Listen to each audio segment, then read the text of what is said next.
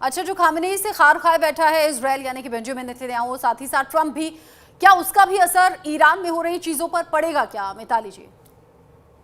जी, एक तरह से इसे ऐसे देखिए कि ईरान में दो तरह के टेंशन चल रहे हैं। हम्म। एक है जो नीचे लोगों का एंगर है, जो आप देख रहे हैं सड़कों पे। हाँ। दूसरा ये टेंशन है कि जो आर्मी है वो वहां पे पीस मेंटेन करने की कोशिश कर रही है, अपने खुद के ही बच्चे उनके प्रोटेस्ट कर रहे हैं। हम्म। मतलब जेंजी एक तरह से उनके ही बच्चे हैं। हम्म। और और बाहर से लेकिन इतनी सारी फोर्सेस इसको देख रही हैं हम्म। और कह रही हैं, अच्छा आज अगर अपॉर्चुनिटी है तो हम्म। क्या हम यहाँ पे तख्ता पलटने के लिए कुछ फोर्सेस बाहर से भेज सकते हैं। हम्म। और आर्मी को उससे भी डील करना है। तो मुझे ये लगता है कि आगे हम जब देखेंगे, आर्मी का जो पलड़ा है वो काफी भारी होगा, हम्म। क्योंकि आर्मी को इतनी सारी चीजों से एक्चुअली मैनेज करना है।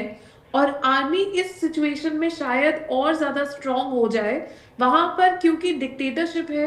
वहां हम देखते हैं कि जो क्लेरिक्स हैं हम्म। वही सारे डिसीजंस कंट्रोल करते हैं और हम्म। आर्मी को भी वही कंट्रोल करते हैं। हम्म। लेकिन मुझे ये लगता है कि इन प्रोटेस्ट की वजह से आर्मी का जो वेटेज है, आर्मी के जो पावर्स हैं, वो शायद बढ़ा दी जाए, चाहे वो उन्हें यूज करें या ना करें। हाँ। लेकिन उनकी पावर्स को बढ़ाने की बहुत हाई पॉसिबिलिटी है। लेकिन ईरान को लेकर तो ये कहा जाता रहा ना दिलीप चेरियन जी कि खामेनेई सुप्रीम लीडर, खामेनेई ना चाहे तो एक पत्ता तक नहीं हिल सकता। लेकिन आज जो शहर शहर में प्रदर्शन है या खामेनेई के खिलाफ ये जो नारे लग रहे हैं, इन सबको बल कहाँ से मिला? मतलब क्या है चीज जो पुश कर रही है इन सब प्रोटेस्ट को? प्रोटेस्ट का कारण इस वक्त अगर टाइमिंग हम देखने रखते जी, उसमें सबसे इंपॉर्टेंट मैटर यह है कि डॉलर का जो वैल्यू इतना अचानक गिरा, उस वजह से, जैसे मिताली ने कहा कि प्रोटेस्ट का शुरुआत जो है उससे आर्मी को शायद बढ़ावा मिल सकता है। पर जो ट्रिगर है, जो प्रोटेस्ट शुरू करने का कारण है, वो अचानक डॉलर का वैल्यू बहुत इंक्रीज होना, मतलब ईरान के जो करेंसी है हाँ। उसका वैल्यू लूज होने का कारण है। हाँ। क्योंकि यूथ को ये लगा कि अब हमारा और कोई चारा नहीं है हाँ। कि इस गवर्नमेंट को ही बदल लो, तख्ता को बदल से ही हमारा करेंसी, हमारा इकोनॉमी, हमारा फ्यूचर में थोड़ा सा कुछ कंट्रोल आ सकता है। जो जेंसी प्रोटेस्ट जो है वो फ्यूचर को लेके प्रोटेस्ट होता है, पास्ट को लेके नहीं। यानी आपने ये जो जेंजी का जिक्र किया, आपने आम लोगों का जिक्र किया कि भाई वो जो डॉलर के मुकाबले रुपए का गिरना यानी रियाल का गिरना है, या जो आम लोगों को महंगाई मिल रही है, बेरोजगारी मिल रही है, भ्रष्टाचार दिख रहा है, ये सब आम लोगों के वो रीजन है जिससे वो सड़कों पर आ गए। इसमें किसी भी तरीके से पॉलिटिकली इंस्पायर्ड इन प्रोटेस्ट को ना देखा जाए क्या दिलीप जी?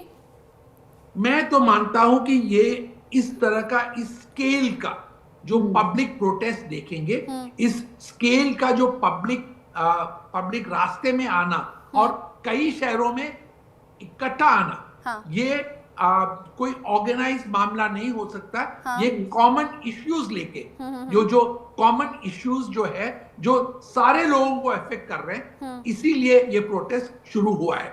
ऑफ कोर्स अगर हम आगे जाके जानकारी मिले कि इसमें अमेरिका का हाथ था, सीआईए का हाथ था, ये सब कहानियां तो आएंगे ही आएंगे। पर ये स्केल में ऑर्गेनाइज करना किसी भी एजेंसी के कैपेबिलिटी से बाहर है।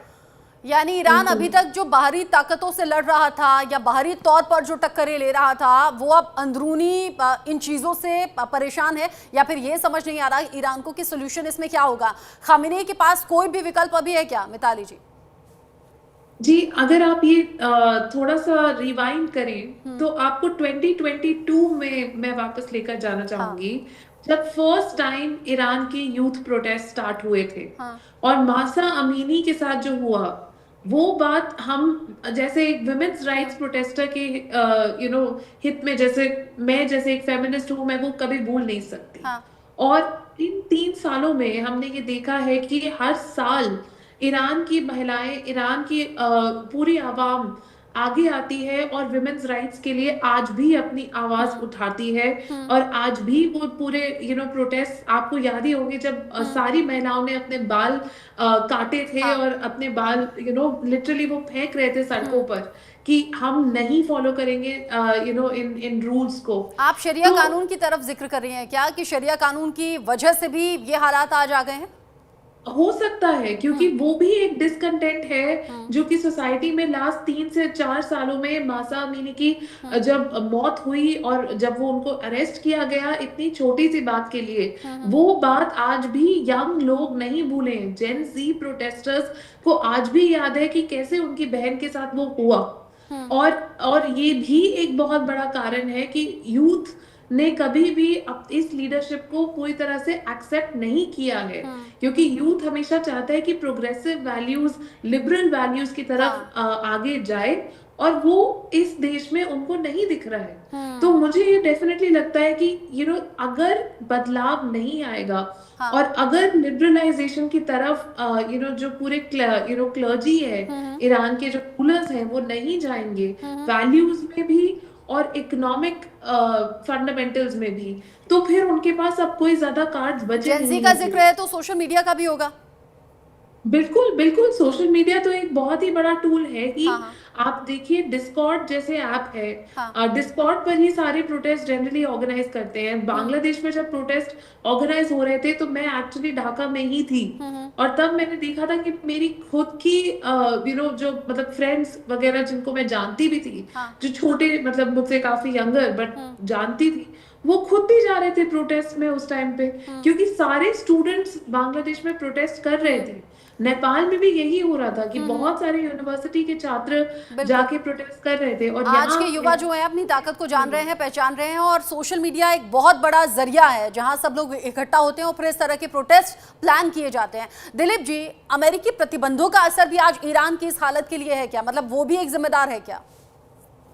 देखिए, अमेरिका का जो रोल है ईरान में, वो नेतन्याहू का आपने आगे जिक्र किया था अपने रिपोर्ट में, तो वो सब जो चीजें हैं वो इकट्ठा फोर्स मल्टीप्लायर है। इन चीजों पे वो जहां जहां आग है वहां वो पेट्रोल छिड़कने में वो काफी उनका प्रैक्टिस है, उनका कैपेबिलिटी है और उनका एक तरीका भी है। तो पर हम इस वक्त जो बात कर रहे हैं, जैसे मिताली ने कहा कि यंग लोगों को फ्यूचर के बारे में जो डर है, उस डर को एक्सप्लॉइट कोई भी कर सकता है। बाहर वाले करने से पहले इस वक्त जो हुआ है, ये प्रोटेस्ट का जो आउटपोरिंग हुआ है, वो फेमिनिस्ट भी है, शॉपकीपर्स भी है। अगर हम देखें आज का जो प्रोटेस्ट है, सबसे बड़ा नया कंपोनेंट ये है